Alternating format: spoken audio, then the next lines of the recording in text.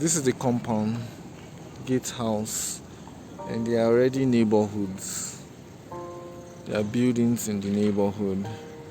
This is the road to the gate. I will show you the gate in a moment. I'll just drive out and then we'll see the gate.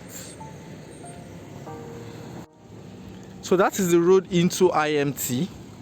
This is Federal Secretariat fence. That's where immigration office is. This is their fence, Federal Secretariat. And then just opposite it is this gate. This gate is a 750 square meter property.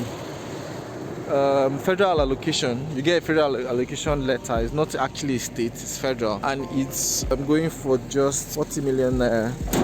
No other payments. Oops, a bit dirty. Has a security house, and you can see the fence down there for just 40 million naira. 750 square meters is almost 2 plots of land. So on my way out, I'll make a video of the road out so you can see what it looks like.